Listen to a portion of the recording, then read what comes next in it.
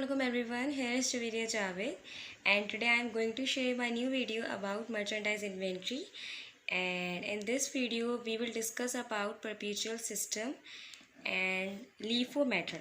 ठीक है, last video में मैंने आपके साथ डिस्कस किए थे परपेचुअल सिस्टम के तीन मेथड होते हैं, तीन बेसिक मेथड होते हैं जो कि कुछ कंपनीज एक मेथड फॉलो करती है, कुछ कंपनी दूसरा मेथड फॉलो करती है, कुछ कंपनी तीसरा मेथड फॉलो करती है। उनके नेम हैं लीफो, फीफो और मूविंग एवरेज मेथड। ठीक है, लीफो जो है मैं आपके साथ ऑलरेडी डिस्कस कर चुकी हूँ, फीफो मैं आपके साथ ऑलरेडी डिस्कस कर चुकी हूँ कि फर्स्ट इन फर्स्ट आउट, जो पहले परचेज़ किया जाएगा, सबसे पहले जो परचेज़ किया जाएगा वही सबसे पहले बेचा जाएगा। ठीक है, means first in first out, सबसे पहले जो अंदर आया वही सबसे पहले बाहर जाएगा।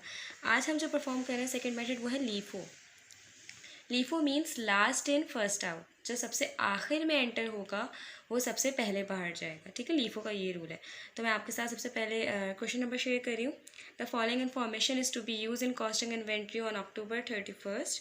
ये कुछ मैंने आपके साथ ट्रांजेक्शन्स शेयर किए हैं जो कि हमने अक्टूबर में परचेजेस भी किए और सेलिंग भी किए, और पर कुछ हमारे अक्टूबर की पहली तारीख को मेरे पास कुछ इन्वेंट्री भी मौजूद थी ऑलरेडी, जो कि मैंने परचेज या सेल नहीं किया, वो मेरी ओपनिंग इन्वेंट्री थी बेसिकली। ठीक है, तो वो भी हाँ मुझे बताइए हुए कि इन्वेंट्री ऑन अक्टूबर 1 800 यूनिट, और उसका रेट भी गिवन है कि 1.60 की। इस रेट पे आपके पास इतनी इन्वेंट्री ऑलरेडी अक्टूबर के स्टार्ट पे मौजूद थी। सबसे पहले मैं आपके साथ पैटर्न शेयर करूँगी किस तरह से हमें कौन सा पैटर्न फॉलो करना है when we are doing perpetual system and LIFO method. तो किस तरह से पहले मुझे हेडिंग डालनी होगी। कंपनी के नेम की हेडिंग हमेशा गिवन होगी या नहीं गिवन होगी, लेकिन इसमें मेंशन नहीं होगी। ठीक है, आपको उसमें जो मेन हेडिंग मेंशन करनी वो है वैल्यूएशन ऑफ इन्वेंट्री, ये इसकी मेन हेडिंग होती है। इसमें आपको कंपनी का नेम इंपॉर्टेंट नहीं होता, सबसे इम्पॉर्टेंट होता है कि आप परफॉर्म क्या कर रहे हैं, आप कर रहे हैं वैल्यूएशन ऑफ इन्वेंट्री, मतलब आप इन्वेंट्री की वैल्यूएशन कर रहे हैं कि जब आपने कुछ परचेजेस किए, कुछ सेलिंग की, ठीक है, और आपके पास एंडिंग में एंड ऑफ द मंथ आपके पास कितनी इन्वेंट्री रह जाती है, और फिर आप ये भी कंप्यूट करते हो कि एंड ऑफ द मंथ आपके पास कितनी इन्वेंट्री सोल्ड हो गई है, किस अमाउंट पे वो सोल्ड की गई है, और टोटल आपकी पूरे मंथ की परचेजिंग क्या है, उसकी क्वांटिटी क्या है, उसका रेट क्या है, वो सब कुछ आप कैलकुलेट करते हो। बेसिकली आप वैल्यूएशन कर रहे हो तो इन्वेंट्री की। सबसे पहले मैं आपके साथ शेयर किया मैंने first heading valuation of inventory. उसके बाद आप कौन सा सिस्टम यूज़ कर रहे हैं, you are using perpetual system, क्योंकि मर्चेंडाइज इन्वेंट्री के भी दो सिस्टम होते हैं, एक परपेचुअल होता है और एक पीरियोडिक होता है। लेकिन मैं अभी आपके साथ जो शेयर कर रही हूँ मैं परपेचुअल सिस्टम शेयर कर रही हूँ, और परपेचुअल सिस्टम और पीरियोडिक सिस्टम दोनों के अंदर तीन मेथड्स फॉलो होते हैं, लीफो, फीफो और वेटेड एवरेज मेथड। तीनों को सॉल्व करने का जो पैटर्न है वो अलग अलग है, परपेचुअल में अलग है और पीरियोडिक में अलग है। अभी मैंने आपके साथ परपेचुअल सिस्टम का शेयर किया, इंशाल्लाह मैं नेक्स्ट वीडियो में आपके साथ पीरियोडिक सिस्टम के मेथड शेयर करूँगी। अच्छा, valuation of inventory using perpetual system, और आपको सबसे मेन जो बताना है कि लीफो मेथड आप फॉलो कर रहे हो। अब मैं आपके पास आपके आसानी के लिए मैं यहाँ पे ब्रैकेट में विद ब्लू पेन लिख देती हूँ कि last in but first out, सबसे आखिर में आपके पास वो इन्वेंट्री आएगी लेकिन सबसे पहले ही जाएगी। ठीक है, इसका ये रूल है। अब मैं सबसे पहले आपके साथ शेयर करती हूँ कि हमारे पास ओपनिंग इन्वेंट्री कितनी है। Inventory on October 1 800 units 1.60। हमेशा सबसे पहले हमें बैलेंस शो करना होता है, जो भी इन्वेंट्री का बैलेंस गिवन होता है सबसे पहले हमें शो करना होता है। ठीक है, तो मैं शो करूँगी अक्टूबर की पहली तारीख को, मैं डायरेक्ट बैलेंस के कॉलम में आ जाऊँगी। मेरे पास 800 यूनिट मौजूद थे और उनके ऊपर ये रेट अप्लाई हो रहा था। ठीक है, जब मैं 800 को मल्टीप्लाई करूँगी 1.60 से तो मेरे पास उसकी अमाउंट आ जाएगी 1280। अच्छा, जब मैंने ये बैलेंसिंग कर ली तो मैं इस कॉलम को क्लोज़ कर सकती हूँ। ठीक है, आप साथ साथ जब क्लोज़ करोगे तो आपको भी आसानी होगी, नेक्स्ट जब आप डेट रिकॉर्ड करोगे तो आपको कोई कन्फ्यूजन नहीं होगी कि आपने अक्टूबर की सेकेंड तारीख को, अक्टूबर की 1 तारीख को क्या चीज़ मेंशन की है।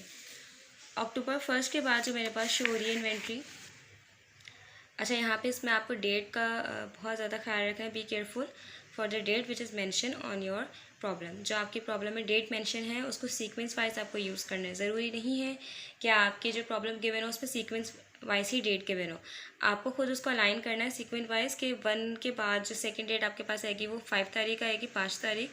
5 अक्टूबर को हमने किए कुछ परचेजेस, 200 यूनिट हमने परचेज़ किया, उसके ऊपर 1.70 रेट अप्लाई हो रहा है। ठीक है, तो मैंने अक्टूबर की 5 तारीख को परचेजेस किए, तो मैं इस कॉलम में लिखूँगी 200, 1.70, और अगर मैं 200 को मल्टीप्लाई करती हूँ 1.70 से, तो मुझे टोटल अमाउंट पता चल जाती है कि मेरी टोटल परचेजेस की अमाउंट ये है। अब मैं बैलेंस किस तरह से शो करूँगी कि पहले मुझे पुराना वाला नीचे कॉपी करना है कि ये मेरे पास ऑलरेडी मौजूद थी इन्वेंट्री, उसके बाद जो मैंने अभी परचेज़ किए वो मुझे यहाँ पे इसके नीचे बिल्कुल proper same as it is FIFO method की तरह मुझे रिकॉर्ड करनी है। उसके बाद मैं इस कॉलम को भी क्लोज़ कर सकती हूँ ताकि मैं जब अपनी सेकंड ट्रांजैक्शन रिकॉर्ड करूँ तो मुझे कुछ कन्फ्यूजन ना हो। ये डेट क्लोज हो गया अक्टूबर 5। अक्टूबर 5 के बाद अक्टूबर 9 की हम बात करेंगे, ठीक है। अलाइन से चल रहा है, अलाइनमेंट के बहुत ख्याल रखना आपको डेट का। Purchases on October 9, 200 units 1/80 rate. अब आपने फिर परचेजेस किए हैं, मंथ की 9 तारीख को आपने परचेज़ किए 200 यूनिट और उसका रेट क्या है 1/80, ठीक है। तब आपको ये रिकॉर्ड करना है। अक्टूबर की 9 तारीख को आपने 200 यूनिट परचेज़ किए, लेकिन इस बार रेट है 1.80। जब आप 200 मल्टीप्लाई बाय 1.80 करोगे तो आपके पास आएगा 360। बैलेंसिंग आपको बिल्कुल इस तरह से शो करने के पहले आपको 800 रिकॉर्ड करना है, फिर आपको 200 वाले रिकॉर्ड करना है, मतलब लाइन से रिकॉर्ड करना है बेसिकली, आपको इस बात का ख्याल रखना है। फिर आपको जब भी परचेज़ किया वो रिकॉर्ड करना है। फिर आपको जब आपकी सारी रिकॉर्डिंग कंप्लीट हो जाएगी तो आपको इस कॉलम को क्लोज़ कर देना कि आपकी 9 ट्रांजैक्शन अक्टूबर की 9 तारीख को जो भी ट्रांजैक्शन परफॉर्म हुई वो कंप्लीट हो गई है, ठीक है। आफ्टर 9 24 यहाँ मेंशन है, लेकिन 24 से पहले 16 आता है अक्टूबर में। तो पहले मैं 16 को देखूँगी कि 16 में कौन सी ट्रांजैक्शन हुई है, परचेज हुई है, सेल्स हुई है। तो जब मैंने देखा तो अक्टूबर की 16 डेट को हमने कुछ यूनिट सोल्ड आउट किए, सोल्ड ऑन अक्टूबर 16, और हमने कितने सोल्ड आउट किए 400। इसका रेट गिवन नहीं होता, वो तो हमें खुद असाइन करना होता है कि किस रेट पे ये सोल्ड आउट हुए होंगे अकॉर्डिंग टू द मेथड। तो अगर मुझे 400 यूनिट बेचने हैं और अगर मैं परफॉर्म कर रही हूँ लीफो मेथड, लीफो मेथड का मतलब है लास्ट इन फर्स्ट आउट, जो सबसे आखिर में मेरे पास इन्वेंट्री बची है वो सबसे पहले मुझे बाहर निकालनी है। सबसे आखिर में मतलब मैं सबसे लास्ट वाली देखूंगी, क्योंकि मैंने बैलेंसिंग तो लाइन से की, ये मेरे पास सबसे पहले से मौजूद थी, फिर मैंने ये परचेज़ की, फिर मैंने ये परचेज़ की। तो अब मुझे जब सोल्ड आउट करने का टाइम आया है अक्टूबर की 16 डेट को, मुझे कुछ यूनिट्स 400 यूनिट मुझे सोल्ड आउट करने हैं। तो सबसे पहले मैं ये लास्ट वाली सोल्ड आउट कर दूंगी, क्योंकि लास्ट इन फर्स्ट आउट, ठीक है। लास्ट इन फर्स्ट आउट में जो सबसे लास्ट वाली मुझे सोल्ड आउट करना है, तो 200 इसमें से लूँगी, मुझे टोटल 400 यूनिट सोल्ड आउट करने हैं। तो पहले मैं 200 मैंने इसमें से ले लिए, क्योंकि उसमें से जो 200 ही मुझे मिल रहे थे, और मैंने 200 इसमें से ले लिए। लास्ट की जो दोनों इन्वेंट्री थी जो मैंने लास्ट में रिकॉर्ड की थी, पहले मैंने ये वाली बेची, फिर मैंने ये वाली बेची, ठीक है। लास्ट से आपको रिकॉर्ड करना, आपके 400 यूनिट्स कंप्लीट हो गए, 400 क्वांटिटी कंप्लीट हो गई। बस अब आप बैलेंसिंग कर दोगे कि आपके पास अब कितनी मौजूद रह गई है बेचने के बाद। तो क्योंकि ये पूरी बिक गई आपकी इन्वेंट्री, ये भी पूरी सोल्ड आउट हो गया, अब आपके पास सिर्फ ये रह गई जो आपको यहाँ पे रिकॉर्ड करना है 800। यही डिफरेंस होता है फीफो और लीफो में, कि फीफो में अगर फीफो मैं परफॉर्म कर रही होती तो उससे मैं इसमें से बेचती, लेकिन क्योंकि मैं लीफो फॉलो कर रही हूँ तो मैंने लास्ट में से बेचना शुरू किया। 16 क्योंकि मेरी ट्रांजैक्शन कंप्लीट हो गई तो मैं 16 को क्लोज़ कर दूँगी, और उसके बाद मैं 16 के बाद देखूँगी कौन सी डेट असाइन हो रही है। अब मैं करूँगी 24 को रिकॉर्ड। परचेज ऑन 24 अक्टूबर, मैंने परचेजेस किए 24 अक्टूबर को, 300 यूनिट मैंने परचेज़ किए और उसका रेट है 1.90। तब मुझे रिकॉर्ड करने हैं यूनिट जो मैंने परचेज़ किए अक्टूबर की 24 तारीख को। डेट बिल्कुल आपको सही मेंशन करनी है, जो डेट गिवन है वही आपको मेंशन करनी है, वरना मर्चेंडाइज इन्वेंट्री में बहुत ज़्यादा प्रॉब्लम हो जाती है, क्योंकि हम लोग डेट वाइज सारी परचेज रिकॉर्ड कर रहे होते हैं, सारी सेल्स रिकॉर्ड कर रहे होते हैं, और हम इन्वेंट्री की जो बैलेंसिंग कर रहे होते हैं वो भी अकॉर्डिंग टू द डेट ही कर रहे होते हैं। तो हमें इन्वेंट्री वैल्यूएशन में डेट का बहुत ख्याल रखना है। मैंने 300 यूनिट परचेज़ किए और रेट था 1.90। जब मैं 300 मल्टीप्लाई बाय 1.90 करूँगी तो मेरे पास आएगी टोटल अमाउंट जो कि है 570। बैलेंसिंग मुझे इस तरह से करनी है कि सबसे पहले मैं पुराने वाले रिकॉर्ड करूँगी नीचे, क्योंकि इतनी ही इन्वेंट्री मेरे पास अब मौजूद है अभी इस टाइम। फिर मैं अभी नए जो मैंने परचेज़ किया मैं वो रिकॉर्ड करूँगी। 570। अब मैं 24 अक्टूबर को, क्योंकि सारी ट्रांजेक्शन्स रिकॉर्ड हो गई हैं, अब मैंने इस कॉलम को साथ साथ आप क्लोजिंग करेंगे पेपर में तो आपके लिए आसानी होगी, ठीक है। और आप इस कॉलम को थोड़ा बड़ा कर लो ताकि आपकी सारी जो भी टोटलिंग वगैरह है वो आप आराम से कर लो, क्योंकि हमें लास्ट में इसकी टोटलिंग करनी होती है। टोटलिंग हम लोग ज़रूर मेंशन करते हैं, ठीक है। अच्छा, आफ्टर 24 अक्टूबर लास्ट ट्रांजेक्शन मेरे पास है कि मैंने सोल्ड आउट किए हैं कुछ यूनिट्स अक्टूबर की 27 तारीख को, और मैंने कितने यूनिट सोल्ड आउट किए? 500। ये मेरी लास्ट ट्रांजेक्शन है जो मैं अक्टूबर में परफॉर्म कर रही हूँ। उसके बाद मेरी कोई परचेजेज और सेल्स नहीं है, ठीक है। ये लास्ट डेट है 27 अक्टूबर की। तो मैंने जो है यूनिट सोल्ड आउट किए 500। अब मुझे फिर एंड से लेने पड़ेंगे, क्योंकि मैं कौन सा मेथड फॉलो कर रही हूँ? LIFO method, last in first out. Total मुझे 500 यूनिट बेचना है, तो सिर्फ 300 यूनिट मुझे यहाँ से मिलेंगे।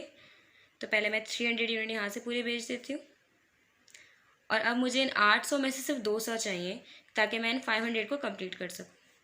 और रेट मैं ये वाला लूँगी, और जब मैं 200 को मल्टीप्लाई करूँगी 1.60 से तो मेरे पास आएगी 320। अब ये तो मेरे पूरे सोल्ड आउट हो गए। अब 800 में से मेरे 200 यूनिट सोल्ड आउट हुआ, तो मेरे पास लेफ्ट में बचे 600। 600 मल्टीप्लाई बाय 1.60 तो मेरे पास टोटल अमाउंट आ जाएगी 960। ये मेरे अक्टूबर की सारी ट्रांजैक्शंस थी जो मैंने रिकॉर्ड की regarding my sales and purchases. अब जो टाइम है वो आपका है टोटलिंग का। अब आपको सारी इन्वेंट्री को टोटल करना है बेसिकली, कि आपके एंड में जब आप टोटलिंग करते हो तो आपके पास सोल्ड यूनिट्स कितने मौजूद हैं, ठीक है। आपको ये सब टोटल करके बताना है बिल्कुल प्रॉपर। आपको क्या क्या टोटल करना होता है? परचेज़ के कॉलम में क्वांटिटी एंड अमाउंट, सेल्स के कॉलम में भी क्वांटिटी एंड अमाउंट, और बैलेंस के कॉलम में भी क्वांटिटी एंड अमाउंट। रेट आपको टोटल नहीं करना होता। जब आप टोटल क्वांटिटी परचेज़ की टोटल क्वांटिटी ऐड करोगे तो आपके पास आएगी, इसको आप ब्लैक से रिकॉर्ड करोगे, 700। यह आपका टोटल का कॉलम है।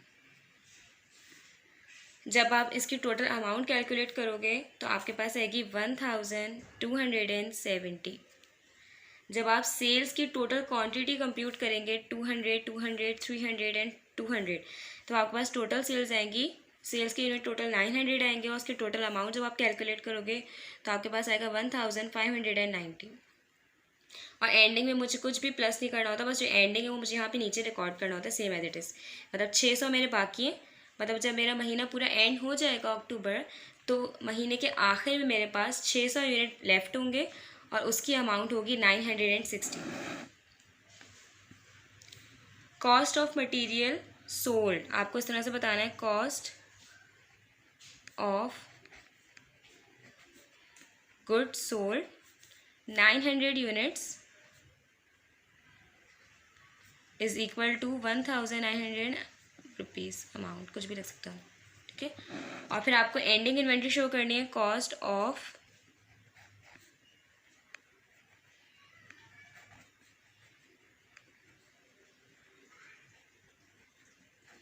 एंडिंग इन्वेंट्री ऑफ 600 यूनिट्स, क्योंकि मेरे पास एंडिंग में 600 यूनिट्स लेफ्ट हैं और उनकी कॉस्ट है 960।